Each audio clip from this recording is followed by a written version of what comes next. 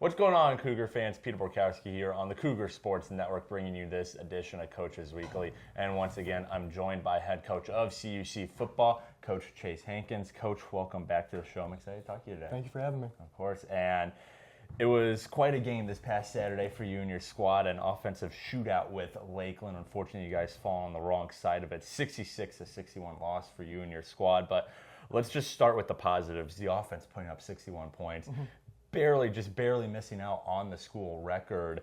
And for you, as you know, you were offensive coordinator for the last 2 years. Now you're the head coach. I mean, that had to be a huge positive to see. Not only your team put up 61 points, but almost score on demand towards the end of the game. I mean, that was a 56 combined point fourth quarter. You and Lakeland just going right back at each other. So talk about that ability that you saw your team to, again, I know it didn't work out in the very end, and we can talk about that in a second, but just get a touchdown when they needed it every single time, it seemed. Yeah, I think it was good to see what I've been saying for a while actually come to fruition, where, again, the only thing that stopped us was a mistake that we would make or a turnover that we obviously didn't want to happen. And it was sort of like a vindicating feeling. Is vindicating the right word? We'll roll with it. But seeing them do things that I knew that was always possible for even before I was the play caller. And I think that while, the loss stings, we also need to remember that there's a journey and a process to this where the previous 3 years, it was considered one of the lowest producing offenses in the conference, and as it stands right now, it's the top producing offense in the conference through 3 games. So, you know, it's so much about the journey, and seeing that happen the way that it did shows us that we're on the correct path of that journey. So that was a good feeling. Right. And talking about, you know, players specifically on the right path, Colton Bosch had just an incredible game, over 450 total yards of offense. He had 7 total touchdowns. And just talk about him. I mean, he's only a sophomore, right? I mean, he started less than 10 career games. He's still getting his feet under him. But to see that out of your young quarterback, to put up those stats, and like I said, be able to go down and get a touchdown when you guys needed it, and he had enough time to do so, which was kind of the issue at the end of the game, was just the clock, fighting against the clock. Just talk about what you've been seeing out of him, you know, from the time he got to CUC to where he is now, and how he, you know, worked to putting up numbers like that, and now where he can go from there.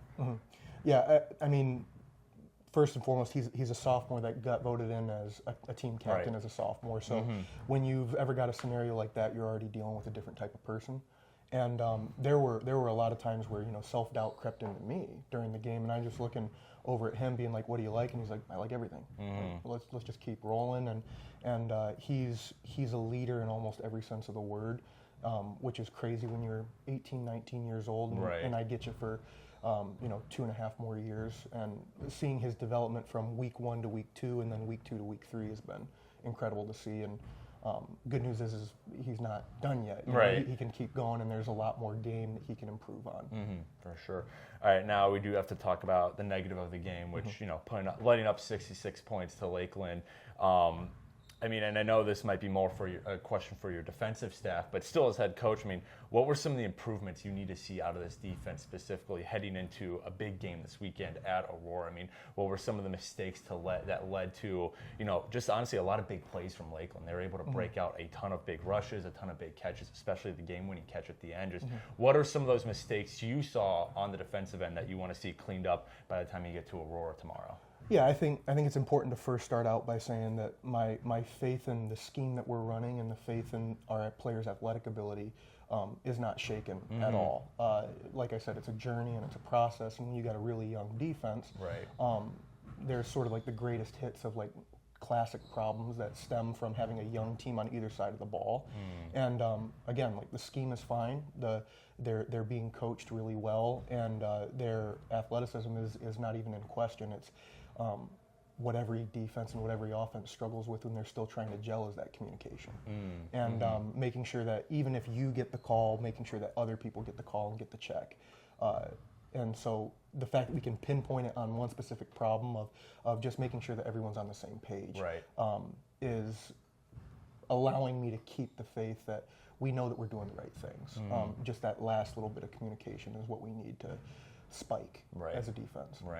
Well, and then looking to tomorrow, you got probably the toughest test on the schedule this year. You're going to Aurora University. They're a nationally ranked team. Tomorrow's also their homecoming, so it's going to be a lot of energy around Aurora tomorrow. And it's also somewhat of a homecoming for you. That's where you coached before coming to CUC. So I just want you to talk about going into this tough contest tomorrow against a nationally ranked opponent, coming off the Lakeland loss.